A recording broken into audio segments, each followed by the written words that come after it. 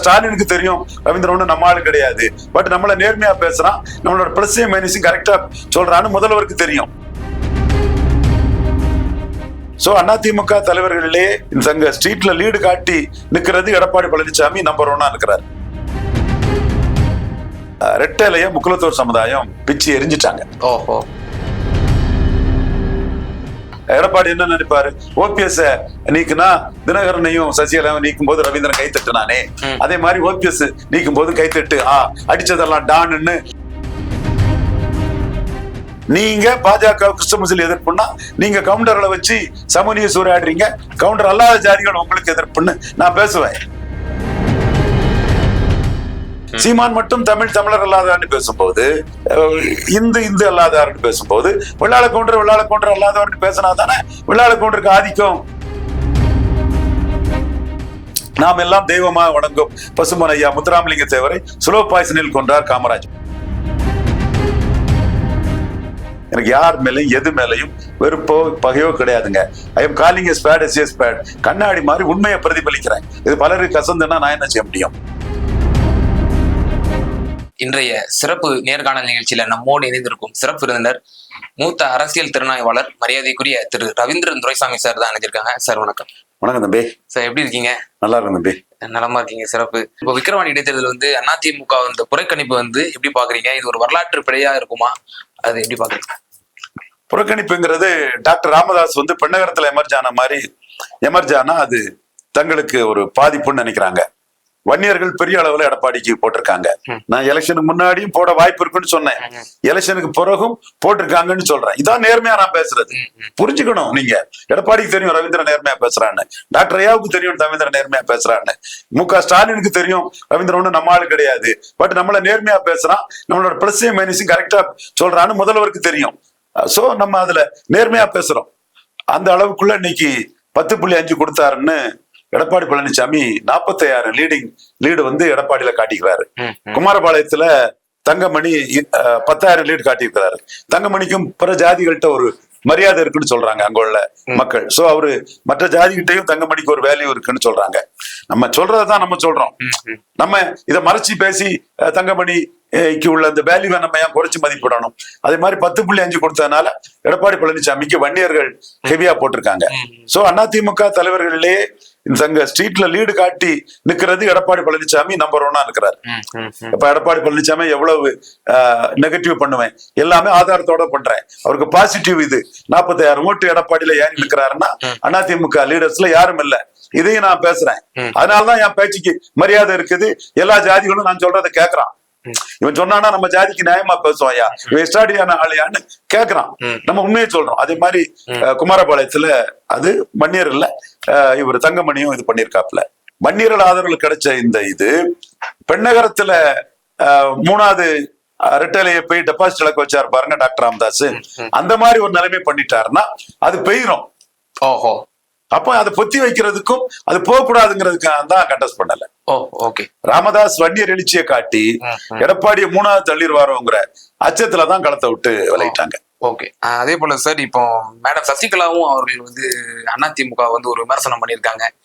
சாதி கட்சி போல நீங்களும் பல முறை சொல்லிட்டு வரீங்க. அண்ணாமலை அவர்கள் சொன்னாரு ரெண்டு ஜாதி கட்சின்னு சொல்லி அவர் ஏற்கனவே அடிச்சிட்டாரு அண்ணாமலை அதிமுக அப்படின்ட்டு. அது ஊர்ஜிதப்படுத்துமா சசிகலா மேடமும் சொல்லியிருக்காங்க. எப்படி பாக்குறீங்க? அதான் பதில் சொல்லுங்களா. அண்ணாமலை 2 ஜாதி கட்சின்னு சொன்னதுக்கு யாரும் பதில் சொல்லாம இருக்கிறீங்களா?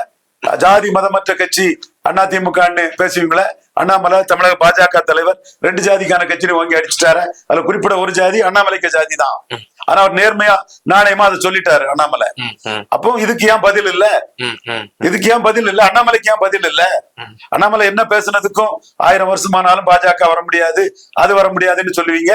பாஜக கிறிஸ்தவ முஸ்லீம் எதிர்ப்புன்னு ஐயா பொன்னையும் பேசுவாரு. நான் தான் சொல்லுவேன், பொன்னையும் கவுண்டர் அவர்களே, நீங்க பாஜக கிறிஸ்தவ முஸ்லீம் எதிர்ப்புன்னா நீங்க கவுண்டர்களை வச்சு சமூக சூறையாடுறீங்க, கவுண்டர் அல்லாத ஜாதிகள் உங்களுக்கு எதிர்ப்புன்னு நான் பேசுவேன்.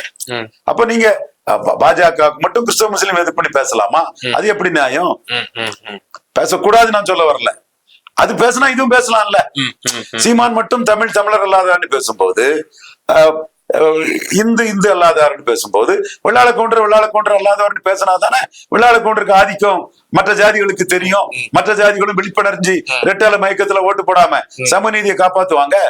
சோ அந்த வகையில இன்னைக்கு சசிகலாமையார் பேசியிருக்காங்கன்னா அவங்க இந்த பேச்சுக்கு என்ன காரணம்னா ரெட்டலைய முக்குலத்தோர் சமுதாயம் பிச்சு எரிஞ்சிட்டாங்க. ஒரு காலத்துல திண்டுக்கல்ல எம்ஜிஆர் வாழ வச்ச சமுதாயம், அதுவும் ரெட்டலை மட்டும் இல்ல, எந்த சின்னமனாலும் கிடைச்சிருக்கும். அதுலயும் கலைஞர் பண்ண ராங் ஸ்ட்ராட்டஜி, நானும் வராவிட்டாலும் பச்சை தமிழன் காமராஜ் வரணும்ட்டாரு. அப்போ கே கிருஷ்ணசாமி சொல்லிட்டாரு, சரி குருசாமி தேவரை கொண்டார் காமராஜ், பெயர் முனியாண்டி தேவரை கொண்டார் காமராஜ், அந்த தேவரை கொண்டார் இந்த தேவரை கொண்டார்னு ஒரு லிஸ்ட போட்டுக்கிட்டு நாம் எல்லாம் தெய்வமா வணங்கும் பசுமன் ஐயா முத்துராமலிங்க தேவரை சுலோ பாய்சனில் கொண்டார் காமராஜ். உண்மை இல்ல அது, இவர் இந்த பிரச்சாரத்துக்கு அத பேசுறாரு. அந்த காமராஜா வர வேண்டும்னு கேக்குறாப்புல, மக்கள் வந்து இல்லை இல்லை இல்லைன்னு அந்த காமராஜுக்கா உங்களுக்கு ஓட்டுங்கிறாப்புல, இல்லை இல்லைன்னு சொல்றாப்புல. மீண்டும் கே திரும்ப அதுல இருந்தே எடுக்கிறாரு. சல்லி குருசாமி தேவரை கொண்ட, பெயர் முனியாண்டி தேவரை கொண்ட, இப்படி கொஞ்சம் தேவர் பேரெல்லாம் சொல்லிக்கிட்டு நாம் எல்லாம் தெய்வமா வழங்கும் பசுமன் முத்துராமலிங்க தேவரை சுலப பாய்சன் மூலமாக, உண்மை நன்மை அது கிடையாது, கொண்ட காமராஜர் தான் வராவிட்டாலும் வர வேண்டும் என்று சொல்லுகிறாரே, இந்த கருணாநிதிக்கா உங்கள் ஓட்டுன்னு கேட்டார். கிளீனா காலி ஆயிட்டு ரெட்டல முக்குலத்தோர் சமுதாயத்தால வாக்களிக்கப்பட்டு பெரிய ஒரு வெற்றியை கொடுத்துட்டு, உளத்தூர் கலவரம் 57 நடந்தது, 62 காமராஜ் பெரிய வெற்றி பெற்றாரு. முக்குலத்தோர் கள்ளர் மறவர் அகமுடையார் எல்லாமே காமராஜ் பின்னாடி நின்னாங்க. அது வேற விஷயம்னாலும் கூட ஒரு நிகழ்வை அரசியல்வாதி தனக்கு சாதகமா பயன்படுத்திக்குவாப்ல. நான் வராவிட்டாலும் பச்சை தமிழன் காமராஜ் வரணும்னு கலைஞர் சொன்னதும் இத வந்து எம்ஜிஆர் பயன்படுத்திக்கிட்டாப்ல. அன்னையில இருந்து ரெட்டலைன்னா முக்குலத்தோர் சமுதாயம், முக்குலத்தோர்கள் வந்து ரெட்டலைய பெரிய அளவுக்கு எடுத்தாங்க. எம்ஜிஆருக்கு சின்னம், ஜெயலலிதாவுக்கு சின்னம். அப்புறம் ஜெயலலிதா சசிகலா இருக்கும் போது தங்கள் பேக்கிங் கம்யூனிட்டி 8 முக்குலத்தோர் அமைச்சர்கள், பசுமன் முத்துராமலிங்க தேவர் மாவட்டம், எம்ஜிஆர் தெருக்கல்ல ஜாதி பேர் வைக்க கூடாதுனாப்ல ஜெயலலிதா முத்துராமலிங்க தேவர் மாவட்டம்னு மாவட்டத்துக்கே வச்சாங்க. எனக்கு யார் மேலையும் எது மேலையும் வெறுப்போ பகையோ கிடையாதுங்க. I am calling spade as spade, கண்ணாடி மாதிரி உண்மையை பிரதிபலிக்கிறேன். இது பலருக்கு கசந்துன்னா நான் என்ன செய்ய முடியும்? சோ அந்த அளவுக்கு பிடிப்பா எம்ஜிஆர் ஜெயலலிதா ரெட்டலன்னு இருந்த சமூகம் இன்னைக்கு எடப்பாடி தலைமையிலான அதிமுக, சசிகலாவுக்கு அநீதி இழைச்ச அதிமுக, தினகரனுக்கு அநீதி இழைச்ச அதிமுக, ஐயா பன்னீர்செல்வம் அவர்களுக்கு அநீதி இழைச்ச அதிமுகன்னு அந்த மக்கள் வந்து தூக்கி தூர போட்டுட்டாங்க. என்னை பொறுத்தவரை ஓபிஎஸ் மேட்டரை மட்டும்தான் நான் தர்ம சங்கடமான சூழ்நிலையிலும் தர்மர் மாதிரி நின்னாருன்னு நான் ஓபிஎஸ் கிடைச்சது அநீதிங்கிறதா நான் ஹைலைட் பண்ணேன். சசிகலா பன்னீர் காலகட்டத்துல, சசிகலா தினகரன் காலகட்டத்துல நான் எடப்பாடியோட நிலைப்பாடு 51வது இடத்துல இருக்கவர் இடத்துல வர்றதுக்கு செய்யத்தான் செய்வாருன்னு சொன்னேன். நான் மறைச்சு பேச விரும்பல அதெல்லாம். ஆனா ஓபிஎஸ்க்கு பண்ணது சார்ந்து நின்று பழக்கப்பட்ட ஒருத்தரை அநியாயமா நீக்கிட்டாங்கன்னு பிற ஜாதிகளும் அதை இருக்கிறாங்க. இப்ப நான் நாடார் சமூகத்தை சேர்ந்தவன். எடப்பாடி என்ன நினைப்பாரு, ஓபிஎஸ் நீக்குனா தினகரனையும் சசிகலாவும் நீக்கும் போது ரவீந்திரன் கைத்தட்டுனானே, அதே மாதிரி ஓபிஎஸ் நீக்கும் போது கைத்தட்டு அடிச்சதெல்லாம் டான்னு இவரு தம்பி ரங்கராஜ் பாண்டே மாதிரி ரவீந்திரன் பேசுவான்னு நினைப்பாரு. அந்த இடத்துல நம்மளும் ஆப்பிடிச்சோம். நாடார்கள்ட்ட இலவசமா ஓட்டு போடக்கூடாது, தேவர் எதிர்ப்புல ஓட்டு போடக்கூடாது, பாசிட்டிவா ஓட்டு போடணும், பழைய காலங்கள்லாம் மறந்துருங்க, நேர்மறையா ஓட்டு போடுங்கன்னு நான் பிரச்சாரம் பண்ணேன். இது ஒரு புதிய திருப்புமுனை தென் மாவட்டத்துல.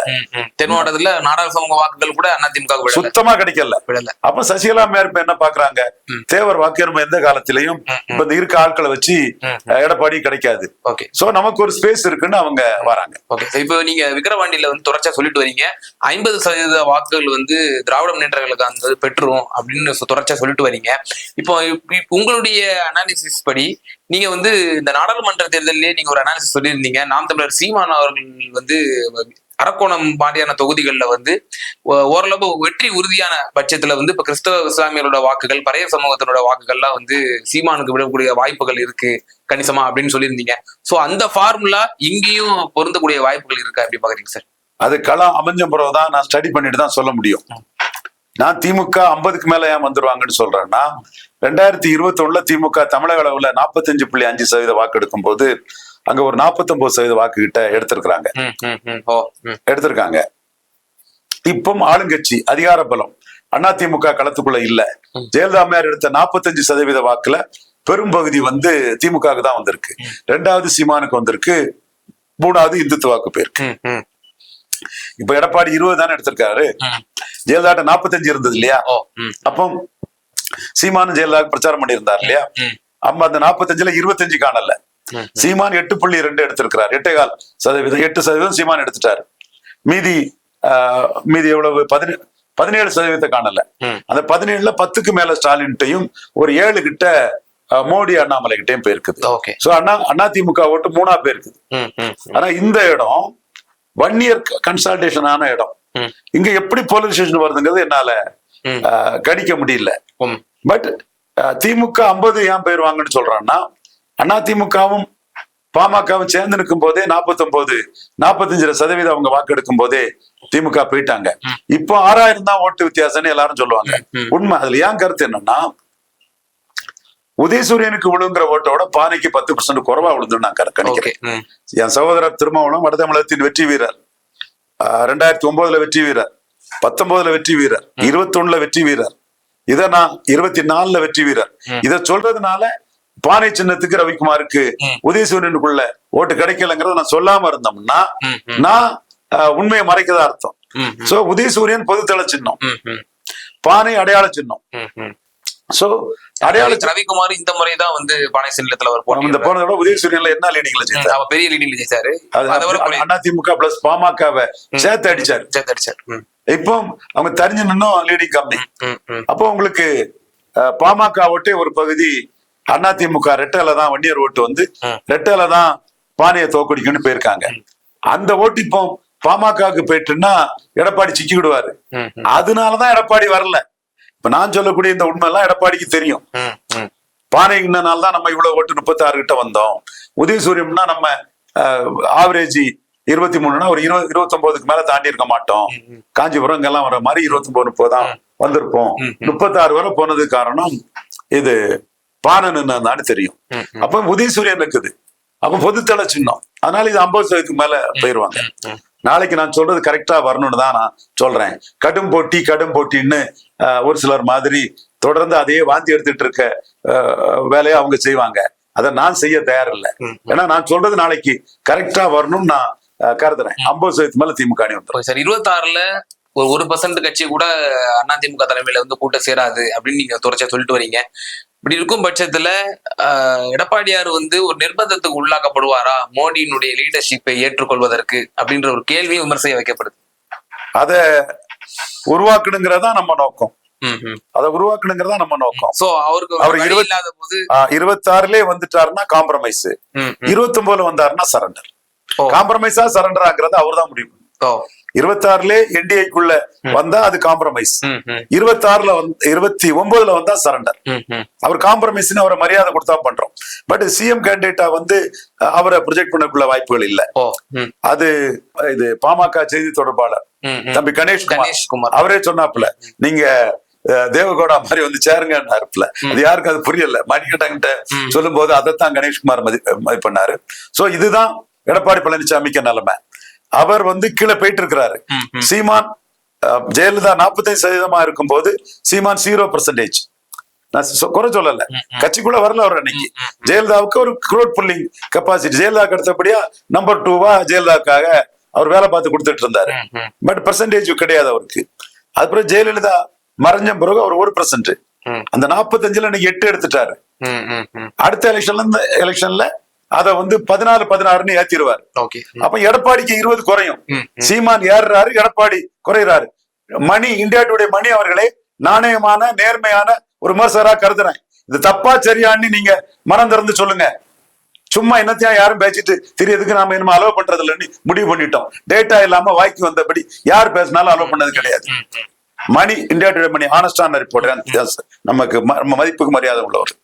ஜெயலலிதா இருக்கும்போது 1% இருந்த சீமான் இன்னைக்கு 8%க்கு மக்களவையில ஏறி வந்துட்டாரு. சீமான் சட்டமன்றத்தில் எடுத்த 6.8 விட 8.2 1.5% ஏறிட்டாரு. எடப்பாடி பழனிசாமி சட்டமன்றத்தில் எடுத்த 33ல இருந்து 13 குறைஞ்சிட்டாரு. 13 குறைஞ்சிட்டாரு எடப்பாடி பழனிசாமி. மணி எடப்பாடி பழனிசாமி 13 குறைஞ்சிட்டாரா இல்லையா? சீமான் 1.5 கூடியிருக்காரா இல்லையா? அப்போ மனச்சாட்சிப்படி நியாயமா பேசுனீங்கன்னா சீமானும் நாளைக்கு 214 நின்னா கூடுவாருங்கிறது தானே கான்செப்டா இருக்க முடியும். அதுதானே கடந்த கால வரலாறு. அதை மறைச்சுக்கிட்டு ஷியாமு மணியை யாரை காப்பாத்துறதுக்கு பேசுறீங்க? எதற்காக டேட்டாவை திட்டி திரிச்சு மறிச்சு பேசுறீங்க? இது நியாயமா? இது தமிழுக்கு ஒரு நல்ல உள்ள வீவர்ஸும் புரிஞ்சுக்கிட்டு. அப்போ எடப்பாடி இன்னும் டவுன் ஆகுதான் வாய்ப்பு, சீமானால டவுன் ஆகுதான் வாய்ப்பு. நீங்க ஸ்டாலின் எடப்பாடி ஸ்டாலின் எடப்பாடின்னு திமுக அண்ணா திமுகன்னு பேசிக்கிட்டு இருப்பீங்க. அதுக்கு இல்ல, ஸ்டாலின் எடப்பாடி தான் செகண்டா இருக்காரு. ஸ்டாலின் என்டிஏ அண்ணாமலை ரெப்ரசன்ட் பண்றாரு, ஸ்டாலின் சீமான், இதுதான் நிலவரம். இதுல சீமான் எடப்பாடியை கரையை அரைச்ச மாதிரி அரைச்சிட்டு இருக்கிறாரு, மீண்டும் அரைப்பாரு. அப்போ எடப்பாடி பழனிசாமி வந்து பலகீனம் அடையதுக்கான வாய்ப்புகள் தான் 2026 தெளிவா இருக்குது. அப்ப இதுல இருந்து தப்பணும்னா ஒட்டுமொள்ளதான் ஸ்டாலினை தோற்கடிக்க முடியும். அது எப்படிங்கிறது காலம் தான் பதில் சொல்லணும். நானும் ஸ்டாலின் தோற்கடிக்கப்பட முடியாதவர் அல்ல, பட் அவருக்கு ஸ்டேச்சர் பெருசுங்கிறத அக்செப்ட் பண்ணிட்டு I accept the reality and I am trying to go beyond that. ரொம்ப நன்றி சார், உங்களோட பல்வேறு கருத்துக்களை எங்கள்ட்ட பகிர்ந்தமைக்கு. நன்றி தம்பி. நன்றி.